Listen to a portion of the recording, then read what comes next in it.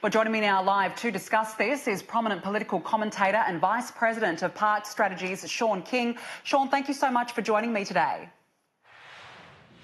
My pleasure. As you just heard there, President Trump says he'll get a very big deal with China or postpone talks. Which do you think is most likely? Probably somewhere in the middle. Trump tends to think that every deal he does is huge and the best deal ever. But the things that we would really need from China, things like increased market access, protection of U.S. intellectual property, an end to coerced technology transfer, end to the interference of state-owned enterprises in the economy. China can't really make these structural changes because it would mean an end to the Chinese one-party authoritarian state as we know it. So chances are we'll get some transactional, low-hanging fruit, maybe some cosmetic changes.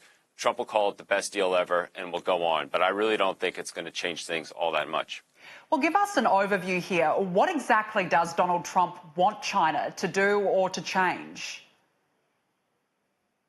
Well, I can't get inside the mind of Donald Trump, but he seems hung up on this trade deficit issue. You know, it's a way for him to keep score. And he almost considers a sign of disrespect that we have a trade deficit with any country. Actually, the trade deficit is a show of strength of the U.S. consumer, and the deficit itself is a misnomer because it doesn't mean that all those products are made in China. It just means they're assembled in China, so the value of them is stamped as a Chinese export. But in many cases, the majority of materials inside the Chinese export is not even Chinese. And I don't necessarily want to sell more to China. You know, I don't want to sell sensitive technology that could have dual use function, which could be used against the U.S. and its allies in any kind of conflict.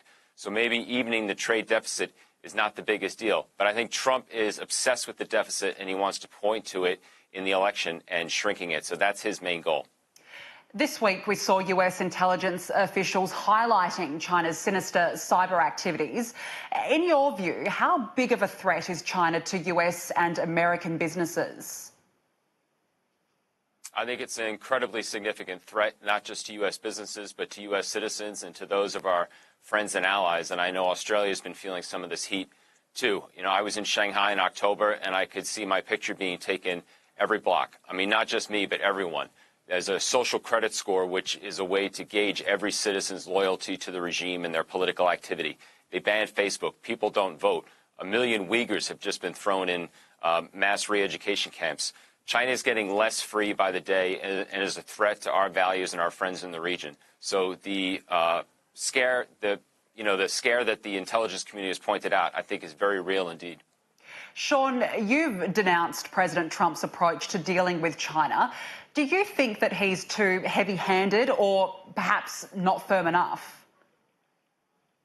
I wouldn't necessarily say I denounce. I think he deserves credit for getting China's attention. And, you know, he tends to act alone on things, but this is one area where many other countries agree with him when it comes to trade with China.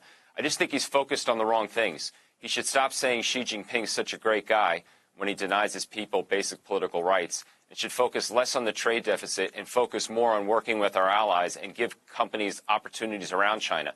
That would mean things like rejoining TPP, lifting these ridiculous national security steel tariffs against Canada, and then stop arguing with Japan about cars and rice. So let's work with our friends, sell more products to countries that share our values, and do less business with China. It's not that I'm denouncing. I just think he's too hung up on China, and he should look elsewhere. All right, and just finally, the trillion-dollar question, the main question here. Will there ever be a peace deal in this trade war? No. I mean, there may be. We can call it a deal, but it's not really going to make a difference. We too often are focused on the next election cycle. China's focused on the next generation. Long term, I'm afraid we give too much away to China by looking for short-term gains. So we may win today, but lose in the long run. Shaun King, thank you so much for joining us today. Well, moving on now, and Whitsunday MP Jason Costigan